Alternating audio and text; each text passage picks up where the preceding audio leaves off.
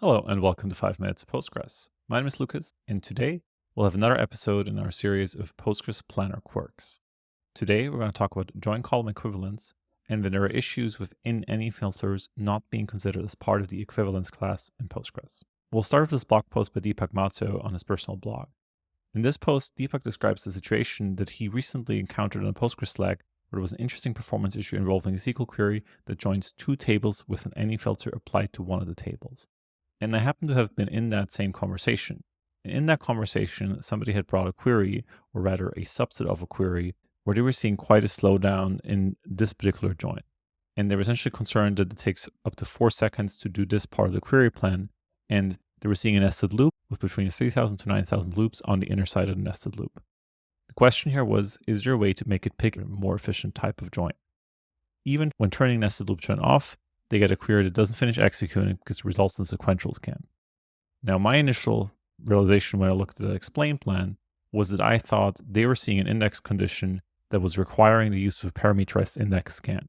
You can see here they have two anonymized table names, Papa and Alpha. You can see an index condition that was requiring the value on the first table to be able to query the second table. So when it was querying the Papa table, it was essentially substituting individual result values from the Alpha table. This is something I've written about before, but parameterized index scans are essentially only possible when you have nested loops. So this would explain why Postgres kept choosing nested loop.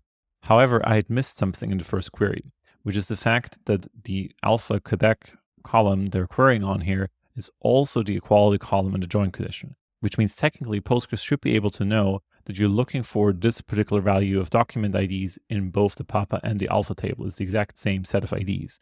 And so in a sense, Postgres should be smart enough to apply that to both. Now, it turns out Postgres isn't smart enough. And so today I want to explain to you a little bit why that is the case. But first off, the way that Deepak suggested fixing this was to introduce an additional where condition that explicitly queries for the same value on both of these tables, despite there being a join condition. This actually ended up working, and Postgres successfully picked the merge join in this case. Now, Deepak did do a little bit more testing here, and he was testing this in Postgres 16.3, but he also did a test later on 17 beta 1, and he reproduced the same behavior. So this is something that you will still encounter in Postgres today. Now in Deepak's test here, you're not seeing any filter here. And if you see this working, for example, if you have this inequality comparison, Postgres is actually able to apply an equality comparison in both of these. So in this case, we have the exact same query, only it's an equals 1 instead of an equals any. We can see that in this case, Postgres does choose a different query plan. Now, this puzzled me a little bit because I was like, if Postgres can do this for an equality comparison, like in this case, call equals 1, why can't it do the same for an equals any? And this has to do with what Postgres calls equivalence classes. Now, equivalence classes are part of the Postgres Query Planner. There's a good detailed description of this in the optimizer README file. So if you want to know exactly what's happening, which parts of the source code are involved, do take a look at that README. However, I was more interested in what is being done about this. Has the community talked about potential improvements here? And so one thing that I found helpful here was this email thread I dug out from 2021, where somebody essentially reported a similar behavior. They reported this with a larger equals condition, but for the sake of this discussion, you can consider an larger equals the same as an any or an in list, which is they're not simple equality comparisons, and so Postgres does not today apply the equivalence class optimization to it. Now, Tom here essentially said what's actually happening. Postgres Planner uses equivalence classes to deduce implied conditions. That is, in this particular example, we have A date equals B date, and you add the where condition A date is a certain value. Then that means we also know that B date is this value. And so we can apply this at the time of scanning B. Also, because they're exact same value, we know that we do not need to apply this in a join condition. And so this also means because these can now be applied to both scans independently, the join condition does not need to be applied at all anymore. Now, this obviously has a great impact on the actual estimate of the rows coming out of the join. And so really, I think a lot of the worry here is that if we were to include non-equivalency conditions, including in lists, which are effectively lists of ORs, in this consideration, it would mess with the assumption that equivalence classes have today that they can actually omit that join condition because it is applied independently to both of the scans. So really the conclusion of this discussion is there isn't an easy fix. There were a couple of folks working on this over the years, David Rowley and Ifan, but unfortunately the latest that I could find in this discussion was in late 2022. Now I want to show you one more example from this thread, which shows the impact that this problem can have. So this is an example that Thomas Wanderer found based on a report on the pgsql general mailing list, where somebody was encountering a performance issue very much similar to what was being discussed in this thread and what was reported on in the Slack conversation. So here in this case, I'll run this locally just to show you how this works.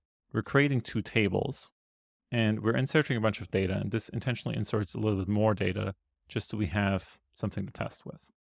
And then we have an index on both sides of these tables. And now we're going to vacuum analyze both of these tables, and we'll turn nested loop off just so we can essentially get merger hash joins. Now, this case here uses a larger than comparison. We can see in this case that the query runs for about 553 milliseconds.